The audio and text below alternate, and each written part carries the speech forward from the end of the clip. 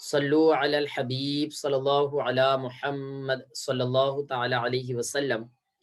پیارے اسلامی بھائیوں، ہماری بات چل رہی ہے نصاب الصرف میں سبق نمبر 21 اس میں ظرف کے متعلق۔ اس میں ظرف کی ہم نے تعریف پڑھی کہ اس میں ظرف وہ اسم ہے جو کسی کام کے واقع ہونے کی جگہ یا وقت کو بتائے۔ پھر ہم نے پڑھا کہ اس میں ظرف کا صیغہ دو وزنوں پر آتا ہے، ایک آتا ہے مفعل کے وزن پر اور دوسرا آتا ہے مفعل کے وزن پر۔ مفعل کے وزن پر آتا ہے ان افعال سے کہ جن کا فعل مضارع مفتوح العین ہے یا مضموم العین ہے یا ناقص ہے، ٹھیک ہے، ان سے اس میں ظرف کا صیغہ مفعل کے وزن پر آتا ہے۔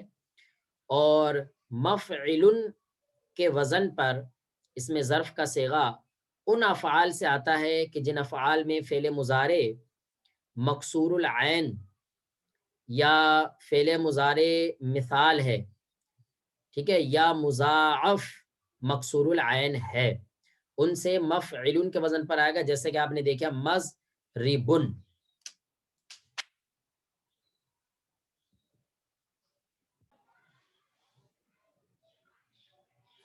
جی، جیسا کہ آپ نے دیکھا مضربن، موقفن اور محل، ٹھیک ہے نا، یہ سارے کے سارے آپ کے مفعل کے وزن پر ہے۔ چلیے آئیے اب ایک خاص بات،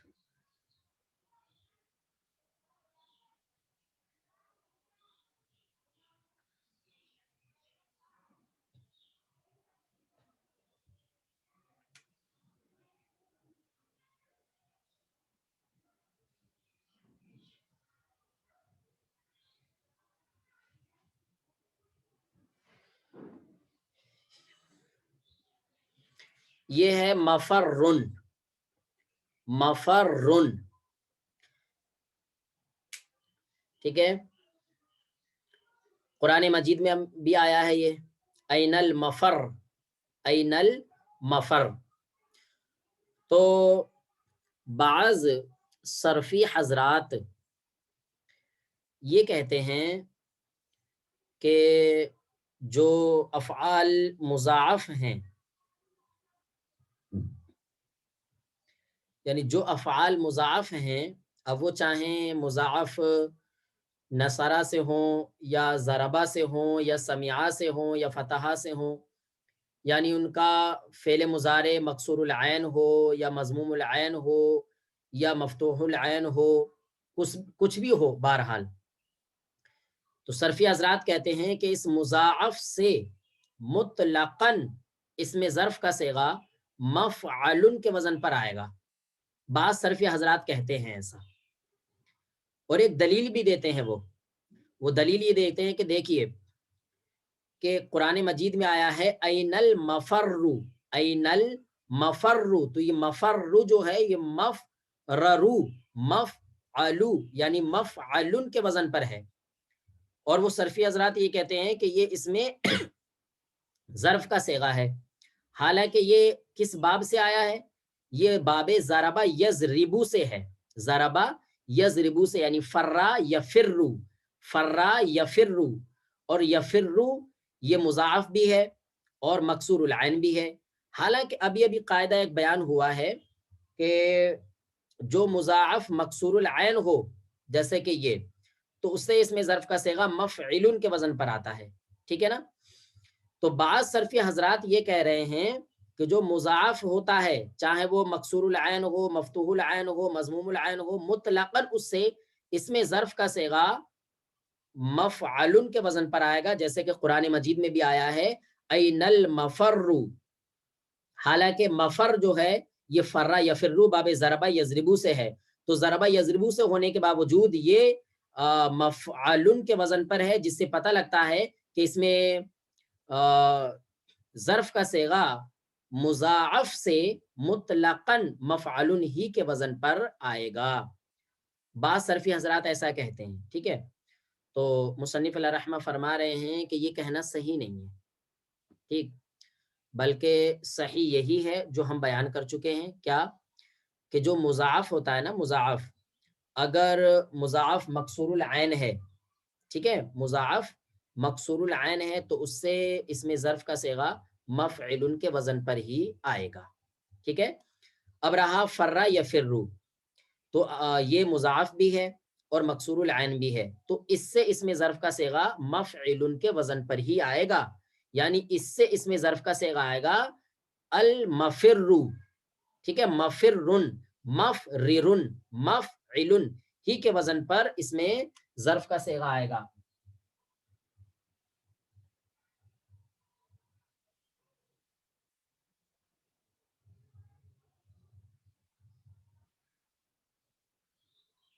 ٹھیک ہے،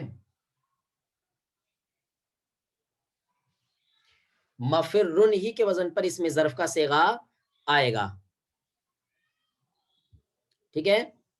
اچھا، اب رہا مسئلہ یہ، پھر جو قرآن مجید میں ذکر ہوا این المفر، تو قرآن مجید سے بڑھ کر کے دلیل کیا ہو سکتی ہے؟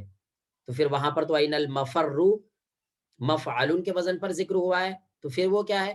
تو مصنف علیہ الرحمہ، نصاب الصرف کے مصنف علیہ الرحمہ فرما رہے ہیں کہ جناب وہ جو قرآن مجید میں المفر جو ذکر ہوا ہے وہ اس میں ظرف کا صیغہ نہیں ہے، وہ مصدر میمی ہے، مصدر میمی ہے، اور مصدر میمی اسے کہا جاتا ہے کہ جس مصدر کے شروع میں میم آتا ہے، ٹھیک ہے، تو وہ این المفر یعنی مصدر میمی ہے، ٹھیک ہے پیارے اسلامی بھائیو، یہاں تک یہ بات ہو گئی ہماری مکمل۔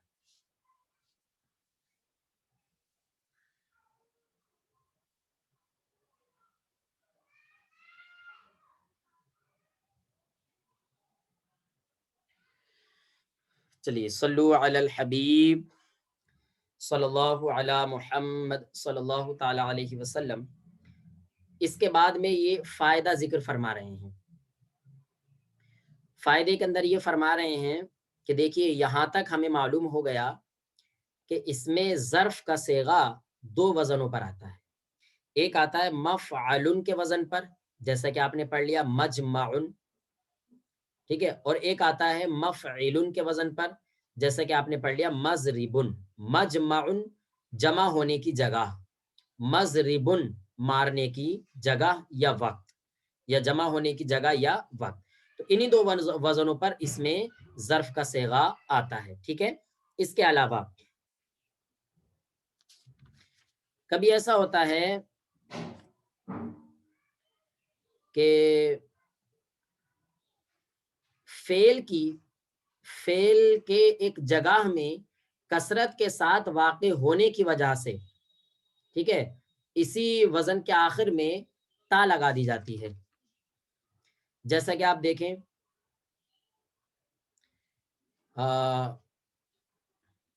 قبر ہے، قبر تو ایک جگہ ایسی ہے کہ جہاں پر بہت ساری قبریں ہوتی ہیں، تو ایک قبر کے واقع ہونے کی جگہ کو کیا بولا جائے گا؟ مقبرن، مقبرن قبر کے واقع ہونے کی جگہ، ٹھیک ہے، تو ایک قبر واقع ہو رہی تو کہا جائے گا مقبرن، اور اگر وہاں پر بہت ساری قبریں واقع ہو رہی ہیں، ٹھیک ہے، یعنی کبھی شے کی کثرت پر دلالت کرنے کے لیے، یعنی شے جیسے کہ قبر ہے تو اس کی کثرت پر دلالت کرنے کے لیے اس میں ظرف کے آخر میں جو ہے تائے تانیث لگا دیا جاتا ہے، جیسا کہ قبرستان کے اندر بہت ساری قبریں ہوتی ہیں، تو اب ایک قبر اگر ہے تو اس کو بولا جائے گا مقبرن، لیکن اگر بہت ساری قبریں ہوتی ہیں وہاں پر تو اس کو بول دیا جائے گا مقبرتن، یعنی بہت ساری قبروں کی جگہ، تو ظاہر سی بات ہے قبرستان کو کیا بولا جاتا ہے؟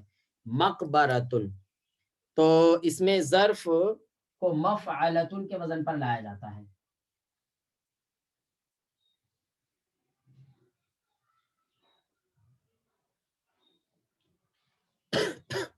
مفعلتن کے وزن پر لایا جاتا ہے، ٹھیک ہے، جیسا کہ آپ دیکھیں آپ کی کتاب میں بیان فرما رہے ہیں، جیسا کہ مکتبتن، کیا جس جگہ پر کتابیں بکتی ہیں، کتابیں خریدی جاتی ہیں، بہت ساری کتابیں ہوتی ہیں، تو اس جگہ کو بولا جاتا ہے مکتبتن، ٹھیک ہے نا، یعنی بہت ساری کتابوں کا مرکز، جیسے آپ دیکھیں مکتبتن،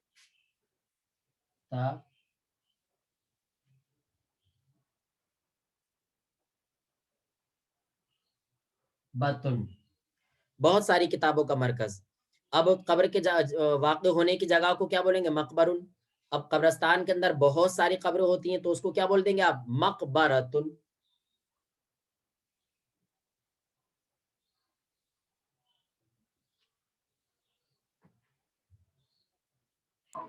بہت ساری قبروں کے واقع ہونے کی جگہ.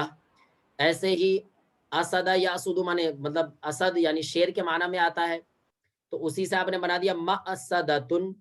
ٹھیک ہے، شیروں کا اکھاڑا، یعنی جس جگہ پر بہت سارے شیروں کا اکھاڑا ہوتا ہے اس کو کہہ دیا آپ نے مأسدتن.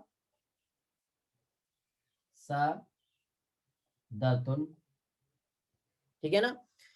تو کہنے کا مطلب یہ کہ شے کی کثرت پر دلالت کرنے کے لیے، یعنی ایک جگہ میں اگر بہت ساری چیزیں واقع ہو رہی ہیں تو اب اسی جگہ کو جو ہے تانیس کے ساتھ، یعنی اسی اسم ظرف کے اندر تائے تانیس لگا کر کے کثرت کا معنی ادا کر دیا جاتا ہے. جیسے مقبرتن بہت ساری قبروں کی جگہ، اور مکتبتن بہت ساری کتابوں کا مرکز.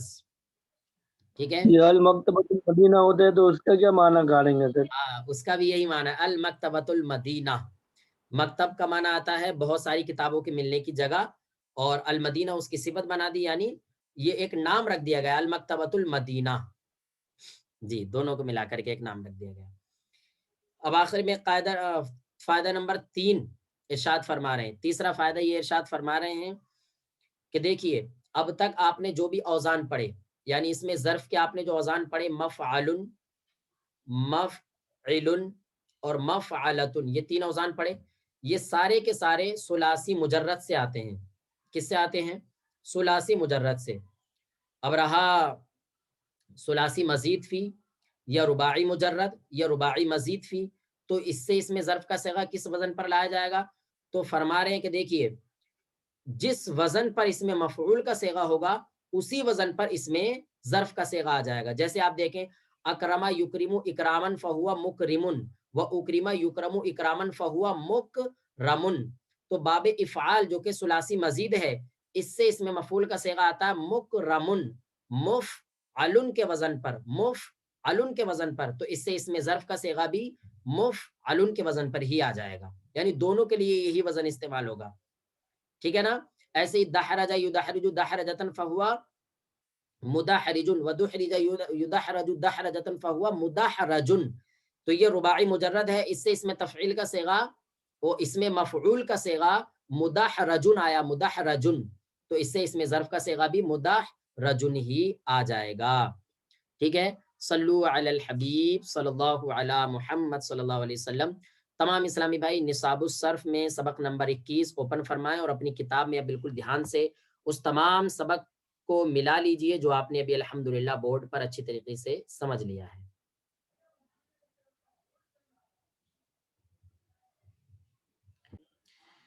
جی، ہندی کی رعایت کر سکتے ہیں اس میں ظرف کا بیان. جی ڈاکٹر صاحب کچھ ارشاد فرما رہے تھے. تو آپ مسئلہ بتا رہے تھے، میں جندے کی رعایت کر سکتے ہیں.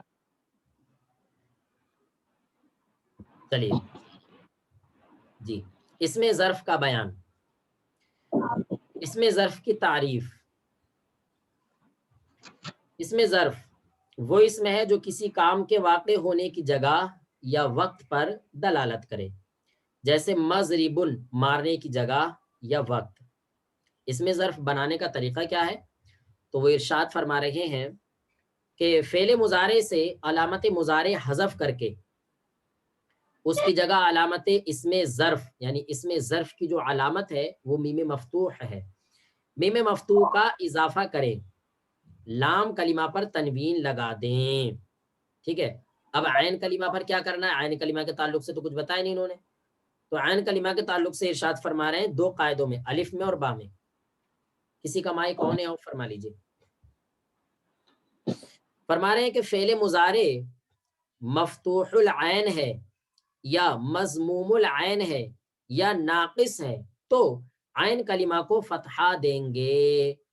ٹھیک ہے. جیسے یجمع سے مجمعن جمع ہونے کی جگہ، ینصر سے منصرن مدد کرنے کی جگہ، اور یدعو سے مدعن بلانے کی جگہ.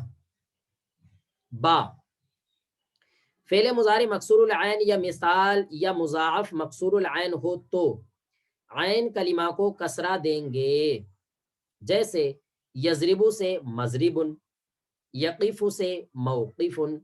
مضربن مارنے کی جگہ یا وقت، موقفن کھڑے ہونے کی جگہ یا وقت.